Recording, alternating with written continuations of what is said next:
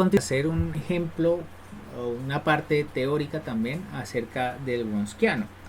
El Wronskiano, como ya vemos, es una función que se arma a partir de dos funciones y1 y y2.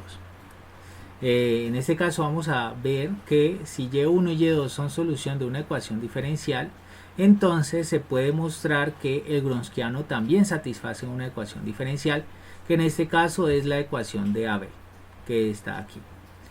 Esta ecuación que está aquí. ¿Listo? Vamos a mostrarlo. Para eso consideremos el Wronskiano. El Wronskiano es y1 por y2' menos y1' por y2. ¿Listo? Si yo derivo esta función de aquí, sería la derivada de estos productos que están acá. ¿Listo? Entonces la derivada del primer producto, ¿qué es? Es la derivada del primero por el segundo, de la primera función por la segunda, más la primera por la derivada de la segunda.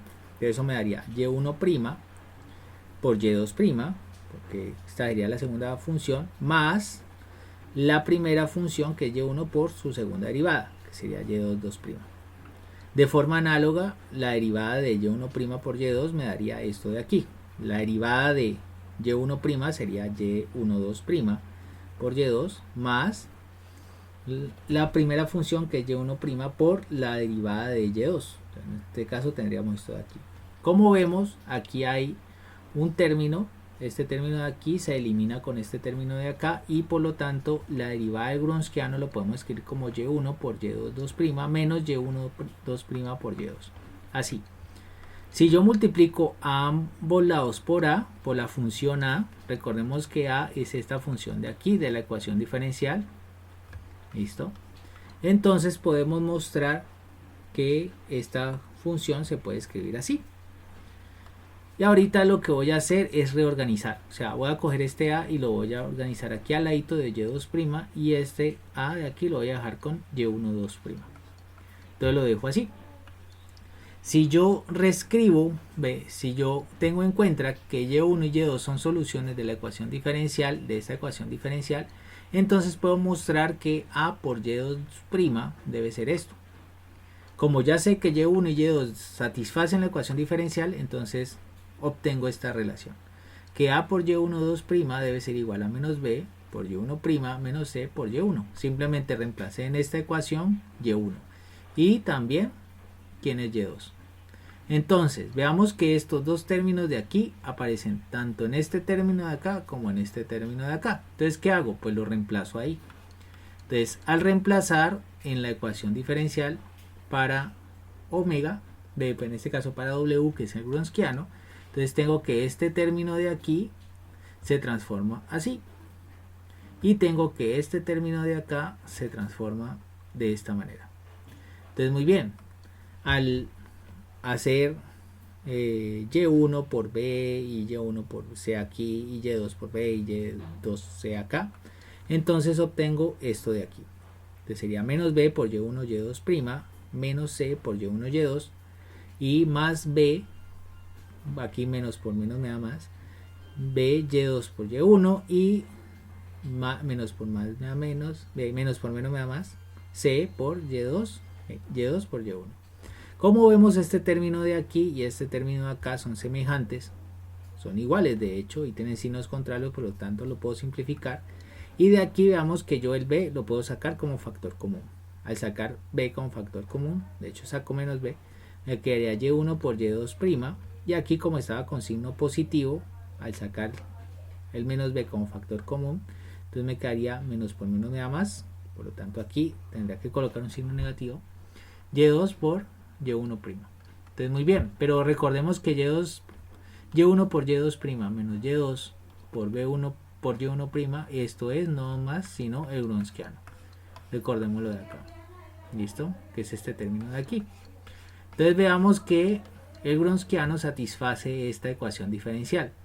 Y esta ecuación diferencial es una ecuación de tipo 2. Entonces de variables separadas. Entonces, ¿cómo se resuelve la ecuación diferencial de variables separadas? Entonces todo lo que tenga w lo paso a un lado, lo que tiene de x lo paso al otro. Entonces puedo enviar este a, que es una función de x, lo mando al otro lado y me quedaría así. Entonces al evaluar esto que está aquí, la integral de w sobre w, eso me da el logaritmo natural de w, mientras que esta integral yo no sé quiénes son a y b. por lo tanto lo dejo expresado. Y si yo aquí empleo la propiedad de los exponenciales, recordemos que aquí el exponencial del logaritmo natural de un número A es ese número, entonces yo aquí lo que hago es elevar e a esta potencia, entonces al elevar e a esa potencia también lo elevo acá, y de aquí e a la suma de dos números, eso me da como e a la a por e a la c por e a la b. Listo, recordemos. Entonces, utilizando estas dos propiedades puedo mostrar que el Wronskiano se puede escribir como una constante multiplicada por e a la menos integral de la función b sobre la función a por d de x. Como vemos, esta fórmula es para una ecuación diferencial lineal cuando tenemos dos soluciones, y1 y y2. ¿Ya? Entonces, si tenemos dos soluciones y1 y y2, vemos que el Wronskiano para todos los valores de x satisface esta ecuación de aquí. A esa fórmula se le llama la fórmula de Abel. Y es muy útil para determinar cómo es el valor del Wronskiano para otros valores. O sea, cómo varía la función Wronskiano en términos de x sin necesidad de evaluar el Wronskiano, ¿no? Vean que solamente tendríamos que hacer esta integral aquí. ¿Ya? Y no tendría yo que hacer las derivadas de la función y1 y y2. Simplemente me permitiría determinar si el Wronskiano es 0 o no es 0. ¿Listo? Entonces K es una constante. En general podemos ver que esta expresión de aquí, como es una función exponencial, porque esto al final va a ser una función de x, es diferente de 0. Entonces en un intervalo de interés, o sea, donde nosotros queremos estudiar la función, eso ahí va a ser solución.